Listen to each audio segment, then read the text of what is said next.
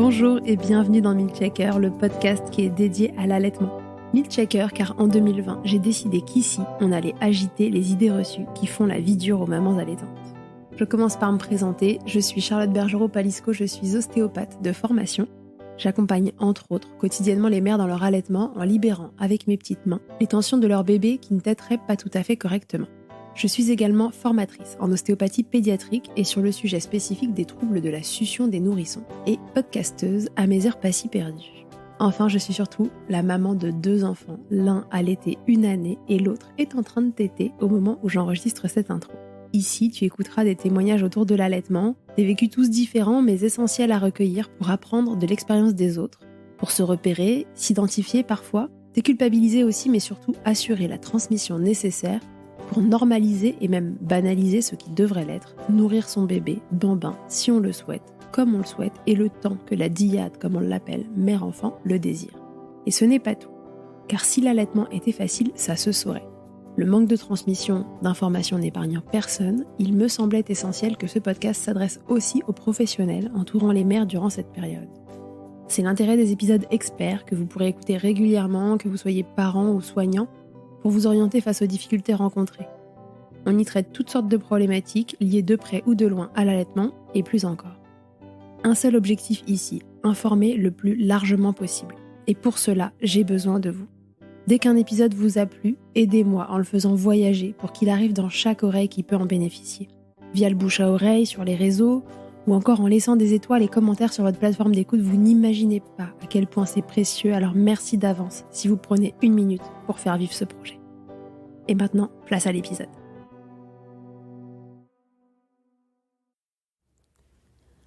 Allez, un petit dernier pour la route, c'est Karine qui nous propose son témoignage sur le manque de lait. Après Victoire et Anaïs, elle m'a envoyé un petit message pour me proposer son témoignage. Et là, je me suis dit, bingo, j'ai le temps cette semaine, je suis en vacances. Donc je voulais monter in extremis pour qu'il sorte en même temps que celui d'Anaïs aujourd'hui. J'espère qu'il vous informera, comme c'est le but de chaque épisode, et vous verrez que ça ressemble étrangement à ce qu'a connu Aubrey dans son témoignage dans l'épisode 60. Alors voilà, juste une expérience de plus. Je vous souhaite une belle écoute et je vous laisse avec Karine. Oui, bonjour Charlotte et toute la communauté du podcast. Moi, je voulais participer donc à ce sujet d'hypoplasie mammaire puisque ça me concerne directement et parce que j'aurais aimé avoir ce genre de témoignage en 2019. Donc moi, c'est Karine, je suis maman de Océane qui a 4 ans et demi et Rebecca qui a 3 mois. Donc mon aventure commence en 2019 à la naissance d'Océane. Je voulais allaiter. Je m'étais renseignée sur le sujet, mais pas non plus en profondeur, mais je m'étais renseignée sur le sujet. Et après, quand ma fille est née, ça a été un bouleversement, évidemment, mais dans le sens où je voulais vraiment allaiter. C'est-à-dire que avant, je voulais, mais là, je le voulais vraiment une fois qu'elle était là. Donc c'est ça. Donc là, j'ai commencé à la mettre au sein. Mais assez rapidement, j'ai eu des rougeurs au mamelon qui ont été finalement après des crevasses. Ça a déjà compliqué la chose. Il y avait pas de frein vraiment prononcé, du moins au début. Donc on rentre chez nous, fatiguée parce qu'en plus c'était comme un bébé qui voulait jamais être déposé. Donc elle dormait tout le temps sur nous, que ça soit le jour ou la nuit. Et après, on arrive à avoir des cristaux dans les urines. Et donc là, on décide de donner du supplément. Ensuite, elle demande de plus en plus de suppléments. Donc, je la mets au sein tout le temps avant, mais c'est difficile et comme un combat. J'aime pas ce mot, mais vraiment, il y a des fois c'est ça, dans le sens où j'arrivais à la mettre au sein, puis après ça venait pas assez vite. J'ai pas eu de montée de lait non plus très très très franche. Ensuite, j'ai tout essayé, le tire-lait double de l'hôpital, le DAL, le Motilium, euh, les suppléments naturels, tout ça m'a permis de faire quand même un allaitement mixte. Donc j'ai vu toutes les personnes que je rencontre. Donc on est en 2019, hein, je parle. En tout cas, comment on dit? Je rappelle qu'on est en 2019. Donc là, j'ai le contact avec une marraine d'allaitement, puis une IBCLC, une clinique d'allaitement. Enfin, je vais chercher comme des ressources de l'aide. À chaque fois, on me dit toutes les femmes sont capables d'allaiter. Coupe la formule, mets-la au sein, ton corps va s'ajuster. Puis reviens nous voir quand t'es 100% allaité 100% allaitement, donc en allaitement exclusif, et puis on verra si le poids est bon. Sauf que moi j'avais besoin de beaucoup plus de support que ça, de beaucoup plus d'aide, de beaucoup plus d'accompagnement, et puis après on me dit évidemment donc de la mettre au sein toutes les 2 heures, plus de tirer au tire-lait, je veux dire 6 à 8 fois par 24 heures, sachant qu'au tire-lait, j'ai jamais rien sorti. Enfin, on parle de quelques millilitres, hein, donc j'ai jamais rien sorti. Et la santé mentale, on en fait quoi dans tout ça? C'est bien ça le problème. Donc après, heureusement, j'avais du support de mon conjoint et de mes amis. Et je savais que c'était pas une bonne idée de couper le biberon comme ça de façon drastique vu les quantités que je lui donnais, donc je ne l'ai pas fait heureusement. Et après donc j'ai pu faire de l'allaitement mixte pendant comme 3 mois. Et donc après ces 3-4 mois, l'allaitement c'est fini. Ça a été difficile. Même le fait d'être en mixte au lieu d'être exclusif a été un deuil pour moi. Et j'insiste bien sur le mot deuil parce que c'est vraiment comme ça que je l'ai ressenti. On est un peu. J'ai senti à ce moment-là que j'étais pas vraiment dans la famille des femmes qui allaitaient, ni dans la famille des femmes qui donnaient le biberon. Donc on est comme entre les deux, et c'est vraiment difficile. Donc je garde des super beaux souvenirs de cet allaitement-là, malgré tout. Mais j'aurais aimé vraiment savoir avant que ça pouvait être difficile. Je pensais vraiment pas que ça pouvait être difficile à ce point-là. Donc voilà, le temps avance et je me trouve enceinte pour ma deuxième grossesse. Et donc là, forcément, l'allaitement revient sur la table, sur le sujet. Et ben, je suis traumatisée de ma première expérience, voilà. Donc, je m'en rends compte en étant enceinte et en pensant à l'allaitement qui arrive. Je tiens à dire aussi que mon conjoint était pas autant, mais traumatisé à sa façon aussi. Euh, et, euh, et lui se souvenait des tire-laits et moi aussi parce qu'en fait là je me rends compte que même le bruit du tire-lait, je suis, je réagis vraiment beaucoup. Donc là, je m'organise en fait. Enfin, je commence à en parler, donc entre autres à une amie et qui me dirige vers des podcasts, entre autres Milk Shaker. Et là, je découvre un témoignage de Aubrey sur l'hypoplasie mammaire. Et là, je dis ça correspond quand même beaucoup, beaucoup à ce que j'ai et ce que j'ai vécu. Et donc là, je fais le lien et je commence à chercher frénétiquement tout ce que je peux trouver sur le sujet. Et ça colle plutôt pas mal.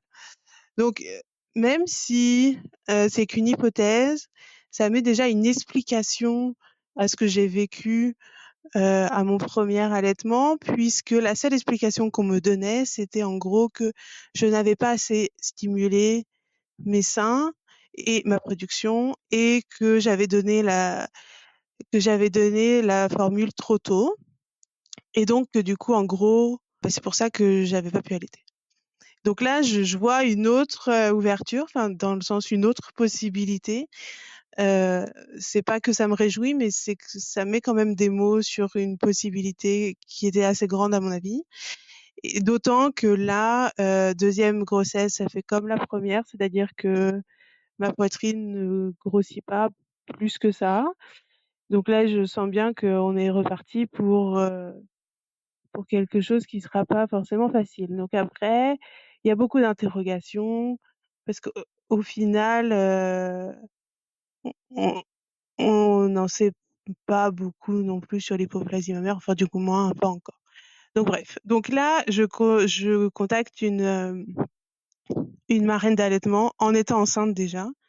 Je pense que j'étais quand même assez tôt dans ma grossesse, je devais être à 4 mois, quelque chose comme ça. Et puis je vais voir une IBCLC en étant enceinte aussi. Donc on discute beaucoup. Les deux, ma marraine d'allaitement et l'IBCLC disons, me réconfortent et me ramènent à un allaitement, enfin, à une vision de l'allaitement positive, n'est-ce pas? Et aussi réaliste en fonction de ce que je vais pouvoir donner. Donc, l'IBCLC pose le diagnostic d'hypoplasie mammaire. Euh, donc, je suis soulagée quelque part de l'entendre, mais j'ai envie d'y croire aussi. Et donc, avec l'IBCLC et ma marraine d'allaitement, je me prépare à un allaitement mixte. Euh, bon, c'est toujours plus facile à dire qu'à faire, comme on dit. Donc, mais je me dis que cette fois-ci, je suis mieux préparée, tout le monde me dit qu'un deuxième, on a plus de lait et j'ai plus de ressources. Donc, on se lance. Alors en plus, cette fois-ci, c'était une césarienne, enfin ma deuxième pour Rebecca. Une césarienne planifiée au moins, mais c'était comme une nouveauté puisque ma première, c'était vaginale. Donc une césarienne planifiée. Les équipes ont été super. J'ai eu du colostrum qu'on a pu donner à la seringue, tout ça, tout ça. Mais donc là, on est face comme un autre problème selon moi, c'est-à-dire que le bébé est à peine sorti de l'utérus, qu'il est pesé et plein de liquide et donc forcément, on va avoir une grosse perte de poids. On est à 7,5 en 24 heures, puis après à 9,5 en 48 heures. Et on va se rendre à 11,5 de perte de poids. Donc ça, c'était en 4 jours. Donc Rebecca sort, j'ai du colostrum.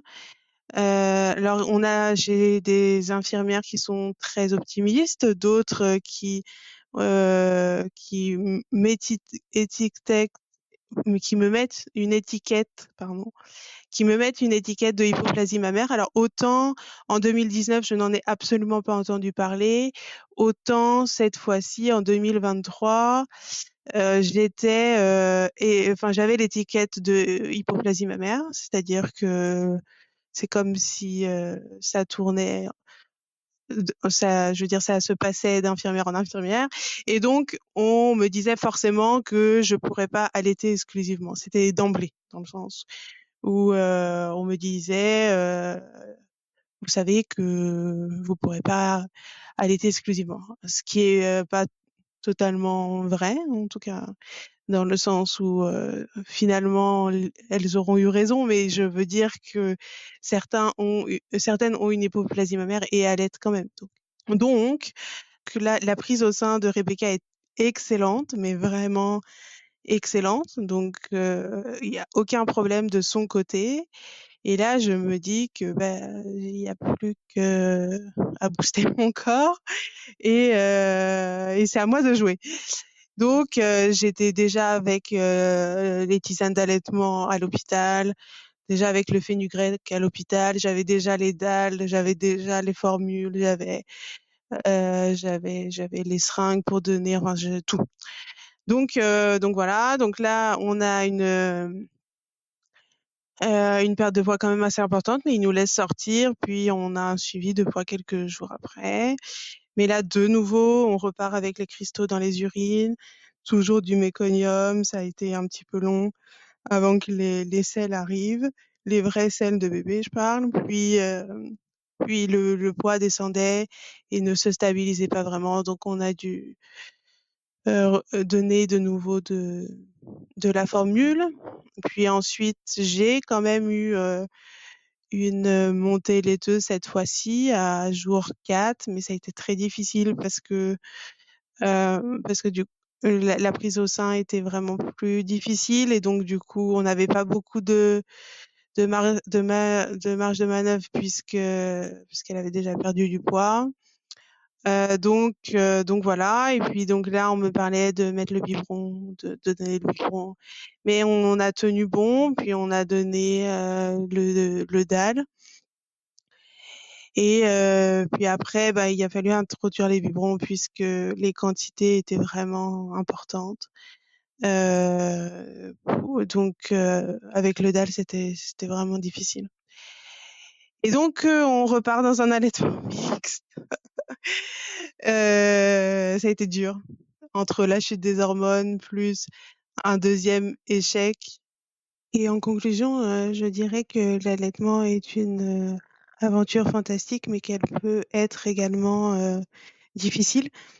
Et je trouve que c'est important d'avoir de plus en plus de témoignages comme le mien et que ce témoignage-là se transmette au plus de personnes possible.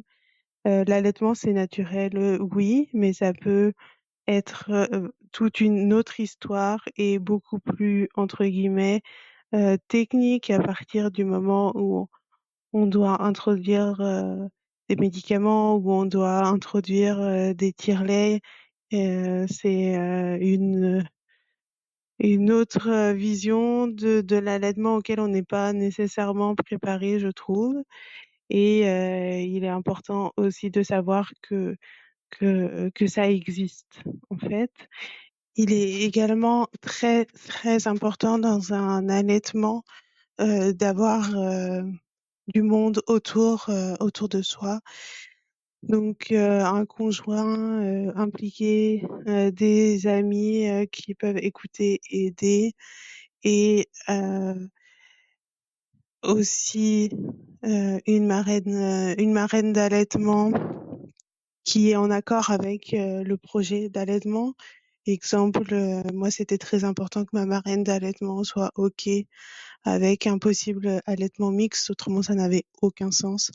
Et de savoir que les ressources existent pour des conseillères en lactation des IBCLC. Donc moi, c'est ce qui m'a beaucoup, beaucoup aidée. J'ai marraine d'allaitement, amie et mon conjoint pour mon deuxième allaitement. Chaque goutte compte, je me le suis souvent rappelé.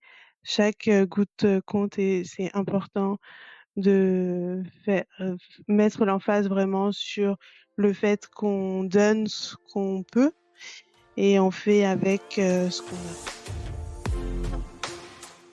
Un grand merci d'avoir écouté cet épisode jusqu'au bout. Je te le redis encore une fois, mais c'est si important. Si tu as aimé cet épisode, n'hésite surtout pas à le partager, à mettre une note ou des étoiles sur les plateformes d'écoute pour m'aider à le faire connaître. Déjà, ça me booste et ça me motive à continuer de créer ces contenus. Et surtout, ça permet à de nouvelles personnes d'être informées correctement sur l'allaitement. Pour échanger ou me faire un retour sur ce que tu as entendu, rendez-vous sur Instagram @milkshakerpodcast et je te répondrai avec plaisir.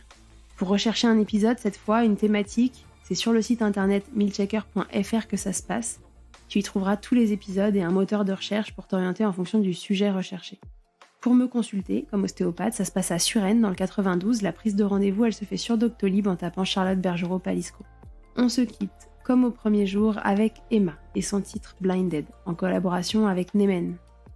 Je vous donne rendez-vous au prochain épisode, et d'ici là, n'oubliez pas, Milcheckez autant que vous le voudrez et bousculons ensemble les idées reçues sur l'allaitement maternel.